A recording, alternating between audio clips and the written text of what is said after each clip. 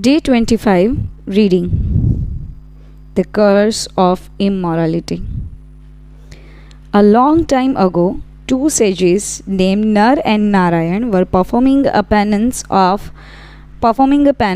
the welfare of the people on earth.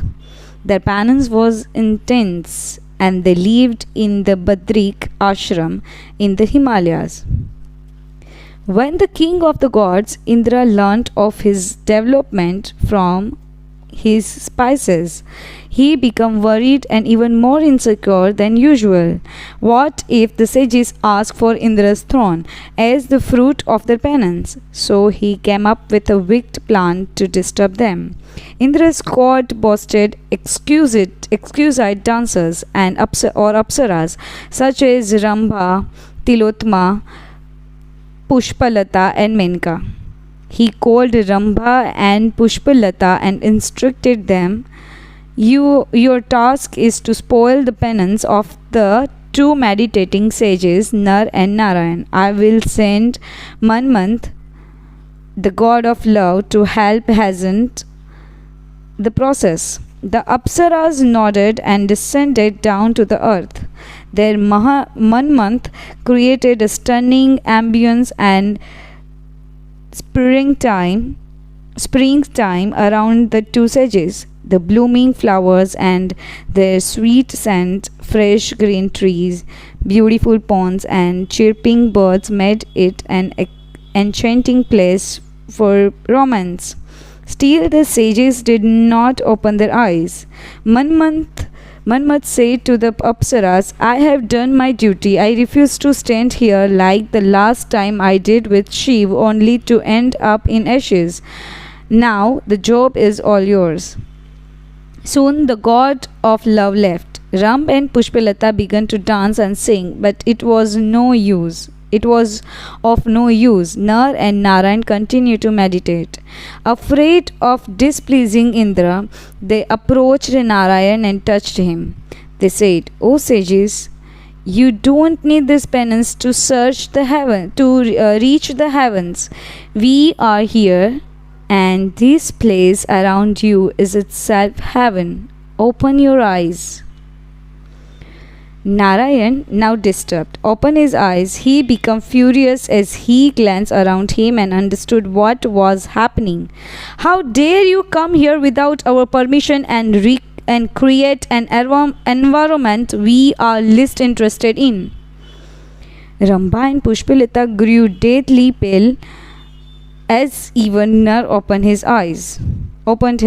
They were aware that accomplished sages could give powerful curses with the potential to alter the course of their lives.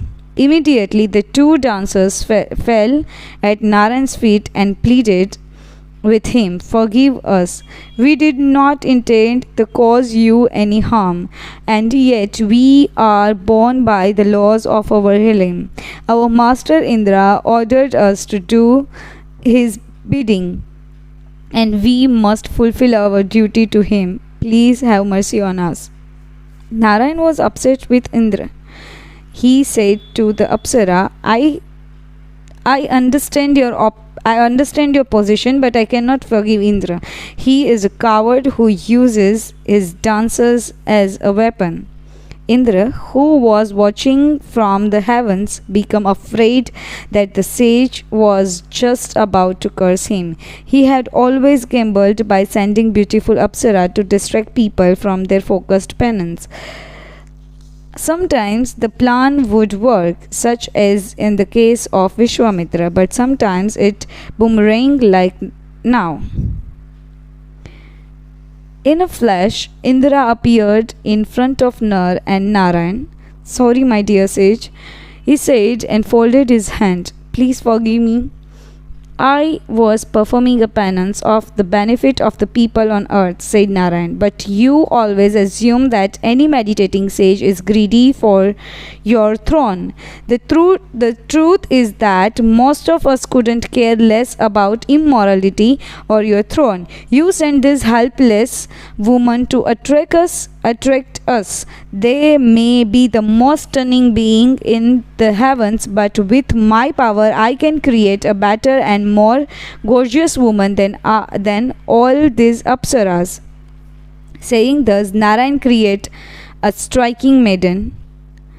Indeed, her beauty was unearthly and the kind that the world had never seen.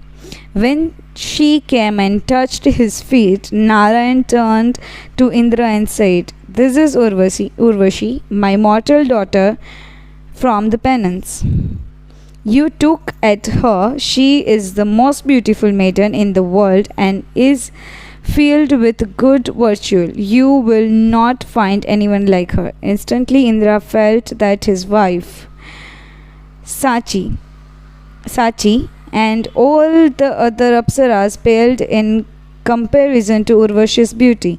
He bowed down to the sage and said, "If you allow it, may I take her to my abode?